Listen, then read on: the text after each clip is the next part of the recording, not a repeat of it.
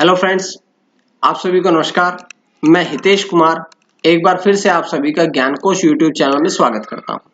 आज है 4 सितंबर और आज की वीडियो में हम जितने भी 4 सितंबर से संबंधित करंट अफेयर्स बनेंगे वो सब पढ़ेंगे।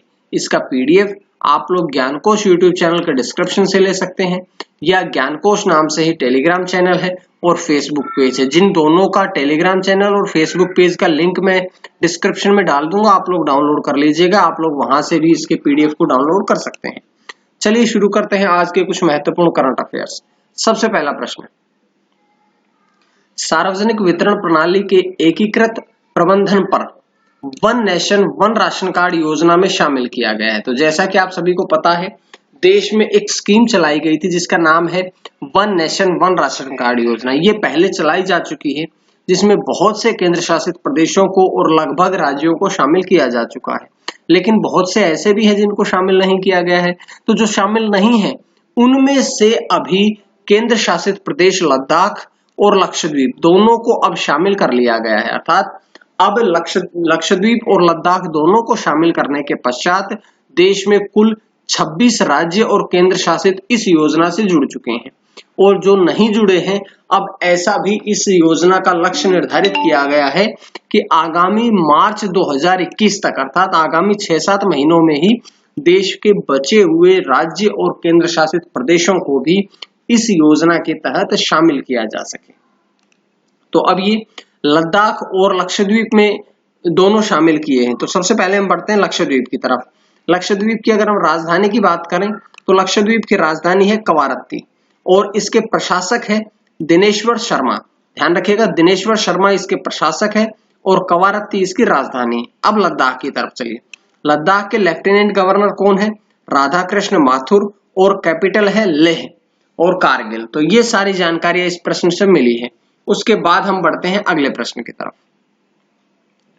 जम्मू कश्मीर राजभाषा विधेयक 2020 को मंजूरी दी गई है। अभी भारतीय केंद्रीय मंत्रिमंडल ने जम्मू कश्मीर राजभाषा विधेयक 2020 को मंजूरी दी है। इसके अंतर्गत क्या हुआ है कि जो जम्मू कश्मीर की राजभाषा पहले थी उर्दू थी और अंग्रेजी थी, लेकिन अब केंद्रीय मंत्रिमंडल ने ये मंजूरी दी है कि उर्दू, अंग्रेजी, ये गलती से कश हो गया, कश्मीरी, डोगरी और हिंदी, ये 5 जो है वे जम्मू कश्मीर की राजभाषाएं होंगी। दोबारा से पढ़ते हैं, उर्दू, अंग्रेजी, कश्मीरी, डोगरी और हिंदी, ये 5 जो है भाषाएं ये जम्मू कश्मीर की अब आधिकारिक राजभाषाएं होंगी। तो ये जानकारियां यहां से थी। देखिएगा, जम्मू कश्मीर और कश्मीर राजभाषा विधेयक 2020 जो है इसको आगे आने वाले मॉनसून सत्र में संसद में पेश किया जाएगा। इस विधेयक में केंद्र शासित प्रदेश की आधिकारिक भाषाओं के रूप में डोगरी, हिंदी और कश्मीरी को शामिल किया गया है। तो जम्मू कश्मीर के लेफ्टिनेंट गवर्नर की बात करें तो जम्मू कश्मीर के लेफ्टिनेंट गवर्नर है मनोज सिन्हा, और यहां पर आप लोगों ने एक चीज समझनी पड़ेगी कि भाषा संबंधी या केंद्रीय सूचना और प्रसारण मंत्री की अगर बात करी जाए तो प्रकाश जावड़ेकर, क्योंकि इस प्रश्न से संबंधित था इसलिए हमने आज की इसमें उनको भी पढ़ा है। अब हम बढ़ते हैं अगले प्रश्न की तरफ। भारत की पहली महिला एम्बुलेंस ड्राइवर बनी है। देखिएगा, जो एम्बुलेंस चालक होते हैं वो अभी तक पुरुष होते आए हैं, लेकिन देश की पहली महिला एम्बुलेंस ड्राइवर कौन बनी है? तो एम वीरलक्ष्मी जो है तमिलनाडु राज्य की, एम वीरलक्ष्मी जो है वो भारत की पहली महिला एम्बुलेंस ड्राइवर बनी है। इससे पहले की जो जितने भी ड्राइवर थे पुरुष थे, लेकिन जैसा कि तमिलनाडु में एक योजना चलाई गई थी 108 एम्बुलेंस, इस योजना के तहत ही एम वीरलक्ष्मी को भी ड्राइवर के रूप में नियुक्त किया गया है। तो इस प्रकार से हम पढ़ेंगे, बहुत महत्वपूर्ण प्रश्न है कि देश की पहली महिला एम्बुलेंस ड्राइवर कौन बनी है? तो एम वीरलक्ष्मी, तमिलनाडु में। ये बात आप लोगों ने पढ़नी है। इसके बाद ये बात और देखिएगा, 108 एम्बुलेंस योजना के तहत उनको शामिल किया गया। किसने चलाई थी ये योजना? तमिलनाडु ने। अगर ये योजना तमिलनाडु ने चलाई थी तो हम कुछ बातें तमिलनाडु के बारे में पढ़ते हैं। तमिलनाडु की राजधानी क्या है? चेन्नई है। तमिलनाडु में जिले कितने हैं? 32। तमिलनाडु की राजभाषा क्या है? तमिल। तमिलनाडु राज्य का गठन कब हुआ था? 26 जनवरी 1950 में। उसके पश्चात एक प्रश्न कि तमिलनाडु के राज्यपाल कौन है? बनवारी लाल पुरोहित। और अगर हम बात करें मुख्यमंत्री की तो के पलानीस्वामी जो है वे वर्तमान में तमिलनाडु के मुख्यमंत्री हैं। ये सारी बातें हम करंट अफेयर्स के साथ साथ में उससे संबंधित कुछ जीएस भी पढ़ते हैं जो कि एग्जाम से संबंधित होती है। तो आप लोगों ने इस प्रकार से ही तैयारी करनी है कि किसी भी प्रकार का प्रश्न पूछा जाए आप लोग उससे उस प्रश्न को जान सके, उस प्रश्न के आदी रहें। अगला प्रश्न, नागरिक उड्डयन सुरक्षा ब्यूरो की पहली महिला महानिदेशक बनी है। तो पहली महिला महानिदेशक कौन बनी है? अभी बनी है उषा पाढ़े। उषा पाढ़े जो है वे अभी पहली महानिदेशक नागरिक उड्डयन सुरक्षा ब्यूरो की पहली महानिदेशक बनी है। लेकिन जब नियुक्ति हुई है तो किसके स्थान पर हुई है? तो उषा पाढ़े की नियुक्ति जो है वो राकेश अस्थाना के स्थान पर की गई है। और इस पद पर नियुक्त होने वाली उषा पाढ़े देश की पहली महिला है और इस पद पर नियुक्त होने वाले उषा पाढ़े देश की तीसरी आईएएस अधिकारी भी हैं। ये बातें आप लोगों ने जरूर पढ़नी है। अब देखिएगा, अब वो राकेश अस्थाना के स्थान पर नियुक्त हुई थी। तो राकेश अस्थाना के स्थान पर अगर वो नियुक्त हुई थी तो राकेश अस्थाना के बारे में हमने कुछ दिन पहले पढ़ा था कि राकेश अस्थाना जो है वे सीमा सुरक्षा बल के महानिदेशक नियुक्त हो गए हैं। उसके पश्चात से ये पद खाली था और खाली स्थान की पूर्ति करी है उषा पाढ़े ने। तो ये जानकारी है इस प्रश्न से मिलने के पश्चात हम बढ़ेंगे अगले प्रश्न की तरफ। गंदगी भारत छोड़ो, पहले एक अभियान चलाया था भारत अंग्रेजों भारत छोड़ो, इसी प्रकार से एक नया अभियान शुरू किया गया है वर्तमान में कि गंदगी भारत छोड़ो। ये अभियान किसने शुरू किया है? तो ये अभियान शुरू किया है मध्य प्रदेश सरकार ने। मध्य प्रदेश सरकार के द्वारा अब एक नया अभियान शुरू किया गया है जिसका नाम है गंदगी भारत छोड़ो। जैसा कि नाम से ही पता है कि गंदगी भारत छोड़ो, नाम से ही पता लगेगा कि इसका उद्देश्य क्या है। तो इसका उद्देश्य है कि अपने आसपास के क्षेत्र और बस्तियों की सफाई करना। कोरोना वायरस में सफाई करना बहुत जरूरी है। सफाई से रहिएगा, सफाई अपने आसपास की करते रहिएगा। इससे कोरोना वायरस ही नहीं बल्कि और भी कीटाणु समाप्त होते हैं।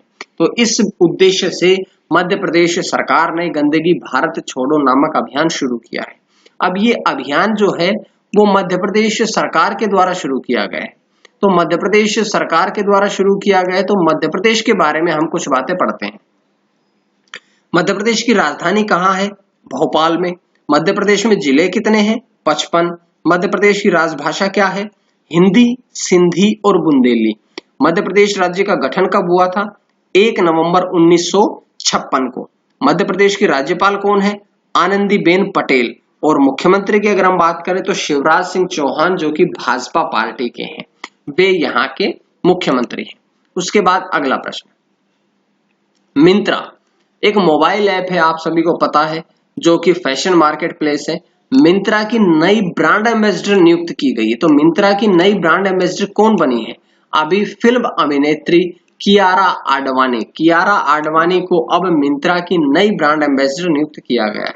मिंत्रा जो है वो फ्लिपकार्ट के स्वामित्व वाली ही एक फैशन मार्केट प्लेस है। तो ये बात आप लोगों ने पढ़नी है। ये जो है फ्लिपकार्ट के ही अधीन है। अब मिंत्रा के नई ब्रांड एम्बेसडर नियुक्त हुई है तो मिंत्रा के बारे में भी पढ़ते हैं। मिंत्रा की अगर हम बात करें संस्थापक कौन कौन थे तो मुकेश बंसल, विनीत सक्सेना और आशुतोष लवानिया इसके संस्थापक थे। इसके सीईओ कौन है? तो मिंत्रा का सीईओ है अमर नगरम। और अगर हम बात करें कि इसकी स्थापना कब हुई थी या फ्लिपकार्ट ने मिंत्रा को कब लॉन्च किया था तो वर्ष 2007 में मिंत्रा को लॉन्च किया गया था। उसके बाद अगला प्रश्न, water heroes share your stories नामक प्रतियोगिता का शुभारंभ किया गया। अब एक नई प्रतियोगिता शुरू की गई है जिसका नाम है water heroes share your stories. अब ये योजना किसके द्वारा या ये प्रतियोगिता किसके द्वारा शुरू की गई है? तो ये प्रतियोगिता शुरू की गई है भारतीय जल शक्ति मंत्रालय द्वारा। जल शक्ति मंत्रालय ने अब नई योजना शुरू की है जिसका नाम है water heroes share your stories. ये योजना शुरू की गई है। इसका उद्देश्य क्या है?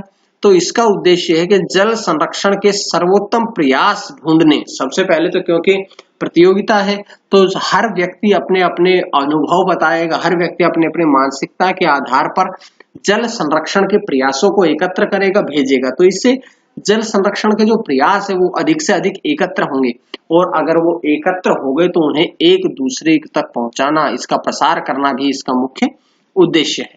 तो ये जानकारियां यहां से मिली। उसके बाद अगला प्रश्न, रेलवे बोर्ड का मुख्य कार्यकारी अधिकारी नियुक्त किया गया है। तो रेलवे बोर्ड का मुख्य कार्यकारी अधिकारी किसे नियुक्त किया गया है? वीके यादव को रेलवे बोर्ड का नया मुख्य कार्यकारी अधिकारी नियुक्त किया गया है। अगर हम बात करें वीके यादव की, तो इससे पहले वीके यादव जो थे वे रेलवे बोर्ड के चेयरमैन थे, लेकिन अब वे चेयरमैन के स्थान पर अब वे मुख्य कार्यकारी अधिकारी नियुक्त कर दिए गए हैं। अब देखिएगा, वे रेलवे बोर्ड के करे गए हैं या रेलवे के करे गए हैं, तो रेलवे के बारे में हम कुछ बातें पढ़ते हैं। रेलवे की स्थापना कब हुई थी? 8 मई 1845 को। रेलवे मंत्री कौन है? पीयूष गोयल। रेलवे के बारे में ये बातें पढ़ी। उसके बाद बढ़ते हैं अगले प्रश्न की तरफ। Green park ahead market launch किया गया है। तो ये किसके द्वारा लॉन्च किया गया है? ये लॉन्च किया गया है केंद्रीय विद्युत और नवीकरणीय ऊर्जा राज्य मंत्री राजकुमार सिंह के द्वारा। देखिएगा, जब भी किसी व्यक्ति का नाम पूछा जाता है तो आपने उसके मंत्रालय को जरूर पढ़ना है। इसे कहां पर लॉन्च किया? दिल्ली में लॉन्च किया। और ये नवीकरणीय ऊर्जा क्षेत्र के लिए एक विश्व मार्केट का पहला विशेष उत्पाद रहेगा। इस बात को आप लोगों ने ध्यान रखना है कि विश्व मार्केट का पहला विशेष उत्पाद भी यही रहेगा। उसके बाद है आज का अंतिम प्रश्न, ग्लोबल इनोवेशन इंडेक्स, हिंदी में है इसका कि वैश्विक नवाचार सूचकांक 2020 जारी किया गया है। इसमें भारत का कौन सा स्थान रहा है? तो इस वर्ष भारत देश जो है 4 पायदानों की छलांग लगाते हुए 48वें स्थान पर पहुंचा है। पिछली बार भारत 52वें स्थान पर था, लेकिन अब हुआ है 48वें स्थान पर। और अगर हम बात करें शीर्ष 5 देशों की, तो सबसे पहले स्विट्जरलैंड, दूसरे नंबर पे स्वीडन, तीसरे नंबर पर अमेरिका, चौथे नंबर पर ब्रिटेन और 5वें नंबर पर है नीदरलैंड। तो ये सारी जानकारी आज की वीडियो में पड़ी है। उम्मीद है आप सभी को पसंद आई होगी, और अगर पसंद आई तो आप लोग ज्ञानकोश यूट्यूब चैनल को सब्सक्राइब कर लीजिएगा, ताकि आपको डेली इसी प्रकार से करंट अफेयर्स मिलती रहे। इसका पीडीएफ आपको ज्ञानकोश नाम से टेलीग्राम चैनल है, जिसका लिंक डिस्क्रिप्शन में है, आप लोग उसको भी ज्वाइन करिएगा। ज्ञानकोश नाम से फेसबुक पेज है, उसका भी लिंक डिस्क्रिप्शन में है, और पीडीएफ का लिंक भी डिस्क्रिप्शन में है। बेल आइकन जरूर दबाएं ताकि आपको डेली नोटिफिकेशन भी मिलता रहे। आज के लिए इतना ही। मां सरस्वती की कृपा आप सभी पर बनी रहे। आप सभी का बहुत बहुत धन्यवाद।